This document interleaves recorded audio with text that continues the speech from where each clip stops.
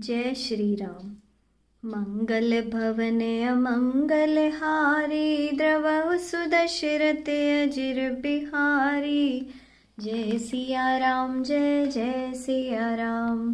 दीन दयाल बिरधु संभारी, हरऊ नाथ मम संकट भारी। जय सिया राम जय जय सिया राम। जय जय सिया राम जय जय सिया राम। अहि रावण की मृत्यु से रावण के मन में एक बार फिर से निराशा घिर गई। वह मन ही मन भयभीत हो गया। मंदोदरी ने रावण को समझाया कि अब तो उसे सचेत हो जाना चाहिए, क्योंकि जिनके बल पर उसे गर्व था वे एक एक करके काल का ग्रास बन गए। लेकिन रावण ने अपनी पत्नी की बातों को कायरों की प्रतिक्रिया माना। उसका कहना था कि जो कदम उठ गया है अब वह पीछे नहीं हटेगा, भले ही बदले में उसे अपनी जान ही गंवानी पड़े। मंदोदरी के चले जाने के बाद सिंधुरनाद नामक मंत्री रावण के पास आया। उसने रावण को सांत्वना दी। नाथ, विचलित न हो, अभी आपका ऐसा एक पुत्र और है जिसकी सहायता से आपको विजय प्राप्त हो सकती है। रावण को मंत्री की बात समझ नहीं आई। मंत्री ने जब नरांतक का नाम बताया तो रावण को याद आया, क्योंकि वह तो वर्षों पूर्व उसे मारने का आदेश देकर भूल चुका था। एक बार लंका में एक ही दिन में करोड़ों की संख्या में बालकों का जन्म हुआ। यह जानकारी जब रावण को मिली तो वह अत्यंत प्रसन्न हुआ। उसने अपने कुल गुरु शुक्राचार्य को बुलाकर जब उनके सामने अपनी प्रसन्नता जाहिर की तो उन्होंने गंभीर होते हुए कहा, हे राक्षस राज, प्रसन्न होने की आवश्यकता नहीं है। आज जो भी बालक जन्मे हैं वे अपने पिता का नाश करने वाले हैं, क्योंकि उनका जन्म अभुक्त नक्षत्र में हुआ है। हे दशानन, इन्हें समुद्र में डुबो देना ही राक्षस कुल के लिए श्रेष्ठ है। इस कार्य में विलंब करना ठीक नहीं। रावण की आज्ञा से सब बालकों को इकट्ठा कर समुद्र में एक ही स्थान पर डुबो दिया गया, लेकिन होनहार कुछ और ही थी। सभी बालक एक विशाल वट वृक्ष में मधुमक्खियों की तरह चिपट गए और वट का दूध पीते रहे। जब वे 7 वर्ष के हो गए तो मिलकर उस स्थान पर पहुँचे जहाँ गंगा का समुद्र के साथ संगम होता था। वहाँ भगवान शिव के मंदिर में उन्होंने पूजन अर्चन किया। फिर वे शिव की आराधना में लीन हो गए। विधि की प्रेरणा से वहाँ असुरों के गुरु शुक्राचार्य पहुँचे। शुक्राचार्य ने उन्हें विधिवत दीक्षित किया तथा उनके जन्म की कथा भी सुनाई। शुक्राचार्य जी के चले जाने के बाद इन राक्षसों ने सभी संदेहों को त्याग कर ब्रह्मा जी की तपस्या प्रारंभ कर दी। ब्रह्मा प्रकट हुए। उन्होंने नरातंक से वर मांगने को कहा तो वह बोला, मुझे कोई संग्राम में जीत न सके ऐसा वर दें। ब्रह्मा जी ने कहा, सुग्रीव के पुत्र दधिमुख के अलावा तुम किसी अन्य से पराजित नहीं होगे। वह तुम्हारा गुरु भाई है, उससे न लड़ना भिड़ना। ब्रह्मा जी ने जब अन्य राक्षसों से वर मांगने को कहा तो वे बोले, देवासुर संग्राम में हमारी जीत हो, हमें बस यही वर चाहिए। ब्रह्मा जी ने एव मस्तु कहा।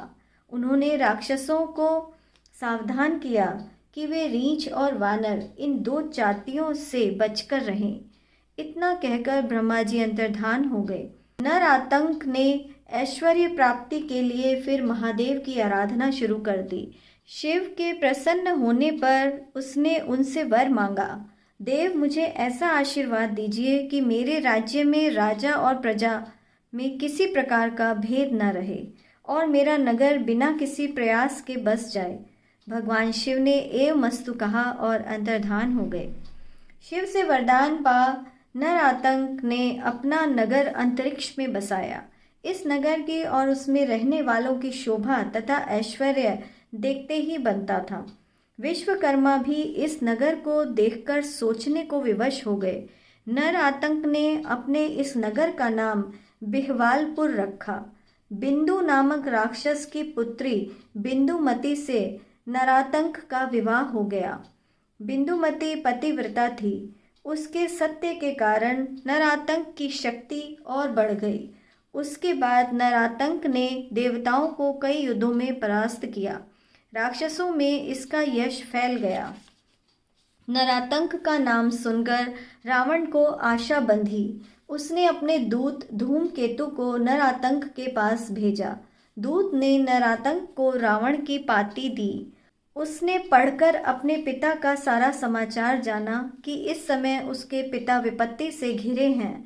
लंका जाने के लिए जब सारी बात उसने अपनी पत्नी से कही तो उसने समझाया, आप ठीक कहते हैं कि पुत्र को आपदा में पिता का साथ देना चाहिए, लेकिन उन्होंने जो कुछ किया उससे यश और विजय की प्राप्ति नहीं हो सकती। आदि शक्ति सीता माता को बंदी बनाकर रखना तथा विष्णु के अवतार जगत पालक श्री राम से वैर साधना कौन सा बुद्धिमता का कार्य है। नाथ, आप वहां जाएं और अपने पिता को समझाएं कि वे रघुनाथ जी से वैर का परित्याग करें, इसी में सबका कल्याण है। बिंदुमती कुछ और आगे बोलती कि वह उठकर बाहर चला गया। अपनी सेना के साथ जब नरातंक ने कूच की तो तरह तरह के अपशकुन होने लगे। श्री राम को जब यह समाचार मिला तो वहां बैठे हनुमान जी ललकारते हुए राक्षसों की इस विशाल सेना की ओर भागे। पवन वेग से आते हनुमान को देखकर नरातंक ने धूमकेतु से पूछा, यह कौन है? तो उसने हनुमान जी का परिचय दिया। यही वह वानर है जिसने अक्षय कुमार और काल नेमी को मारा, जिसने अहिरावण को अपने दल बल के साथ मटिया मेट कर दिया। इतना सुनते ही नरातंक ने धनुष संधान किया। अभी वह बाणों को छोड़ ही पाता कि हनुमान जी ने बिजली की गति से उसके धनुष बाण आदि को टुकड़े टुकड़े कर दिया। उसके बाद उसकी छाती पर घूंसे का ऐसा आघात किया कि वह पृथ्वी पर गिर पड़ा। महावीर हनुमान ने उसके प्राण हरने की काफी कोशिश की, लेकिन वर के कारण वह मरा नहीं। उसने उठकर हनुमान को ललकारा और घूंसे का जोरदार प्रहार किया। हनुमान जी को उससे कुछ नहीं हुआ। पवन पुत्र ने अपनी पूंछ में लपेटकर उसे जोर से जमीन पर पटका और राक्षसों को मारना शुरू कर दिया। राक्षस भयभीत हो गए। अंगदादी ने आकर हनुमान जी के साथ राक्षसों की सेना को तहस नहस कर दिया। ये फिर श्री रघुनाथ जी के पास आ गए।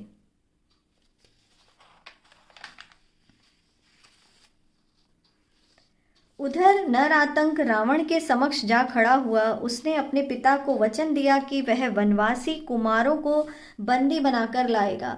सुबह होते ही श्री राम की सेना ने लंका पर हमला बोल दिया। नरातंक अपने रथ पर बैठकर अपनी सेना के साथ बाहर निकला। हनुमान अंगदादी ने पहले तो राक्षसों का संहार किया, फिर नरातंक पर हमला बोल दिया। नरातंक ने अपने विशिष्ट अस्त्रों से वानर वीरों को बुरी तरह घायल कर दिया। अपनी सेना को संत्रस्त देखकर लक्ष्मण जी ने अपना धनुष और तरकस संभाला। वानर सेना का श्रम जाता रहा। लक्ष्मण जी ने अपने बाणों से राक्षसों की सेना को तहस नहस कर दिया। श्री राम को देखकर नरातंक ने अपशब्द कहते हुए भयानक त्रिशूल फेंका, जिसे जामवंत ने बीच में ही पकड़ लिया तथा असुरों के हृदय में गाड़ दिया। वह मूर्छित होकर गिर पड़ा। जामवंत का क्रोध फिर शांत न हुआ। उसने नरातंक के पैर को पकड़ा और घुमाकर लंका की ओर फेंक दिया। वह जाकर रावण के सामने गिरा। राक्षस स्त्रियां विलाप करने लगी। रावण का हृदय भी कुछ समय के लिए थम सा गया। मूर्छा टूटने पर जब नरातंक ने स्वयं को पिता के सामने देखा तो बहुत लज्जित हुआ। वह विजय के लिए यज्ञ करने लगा। वानर योद्धाओं ने उसे ध्वंस करने के प्रयास किए, लेकिन नरातंक अपनी साधना में अडिग रहा। वानरों ने तब उसकी स्त्रियों को मारना पीटना शुरू किया। उनकी पुकार सुनकर वह उठा और वानरों से युद्ध करने लगा। वानरों ने फिर उसके रथ को तोड़ दिया तथा उसे मूर्छित कर दिया। बार बार के प्रयास से भी जब नरातंक मरा नहीं तो लक्ष्मण जी ने श्री राम से उसे मारने की विधि पूछी। भगवान ने लक्ष्मण को धैर्य रखने का उपदेश दिया। इतने में देवर्षि नारद वहां पधारे। उन्होंने श्री राम को कहा, प्रभु आप सर्वज्ञ हैं, यह सब तो आपकी लीला मात्र है। फिर भी ब्रह्मा जी ने जो संदेश आपके लिए दिया है वह मैं आपको सुनाता हूँ। आप सुग्रीव पुत्र दधिबल को बुलाएं, नरातंक की मृत्यु उसी के हाथों होगी। श्री राम ने नारद जी के वचनों को सुनकर हनुमान जी को धौलागिरी पर्वत पर जाने का आदेश दिया, क्योंकि दधिबल वहीं तप कर रहा था। हनुमान उसे ले आए। श्री राम और अपने पूज्य पिता के आदेश पर दधिबल नरातंक के पास पहुंचा। उसने नरातंक को समझाया, मित्र तुम भी वह त्रुटि न करो जो तुम्हारे पिता दशानन रावण ने की है। तुम श्री राम की शरण में आ जाओ। नरातंक को दधिबल की यह सीख सुहाई नहीं। जिसके सिर पर काल नर्तन कर रहा हो उसे अपने मित्र की सीख अहितकर लगती है।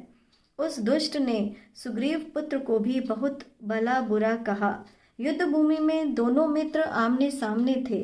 दधिबल ने अत्यंत वेग से नरातंक को उठाकर जमीन पर पटका। राम राम कहते हुए वह भयंकर चित्कार करने लगा। कुछ समय में ही उसके प्राण निकल गए। दधिबल ने फिर उसका सिर काट लिया और धड़ को लंका की ओर वहां फेंका, जहां रावण अपनी विजय की आशा लिए बैठा था। रावण के सामने जब बिना सिर का धड़ गिरा तो वह विलाप करता हुआ मूर्छित हो गया। रावण की आखिरी आशा भी धूल धूसरित हो गई थी। मंदोदरी ने बिंदुमती को अपने पति के सिर के लिए श्री राम के शिविर में जाने की सलाह दी। वह वहां गई और करुणा के सागर श्री राम ने उसके पति का सिर उसे दिया। बिंदुमती ने अपनी अन्य बहनों के साथ जो नरातंक की पत्नियां थीं, सती मार्ग का अनुसरण करते हुए पति लोक को प्रस्थान किया। वे सती हो गईं।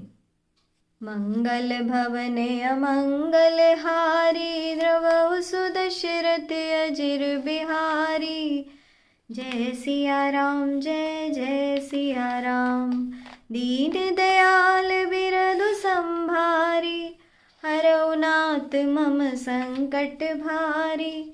जय सिया राम जय जय सिया राम, जय सिया राम जय जय हनुमान।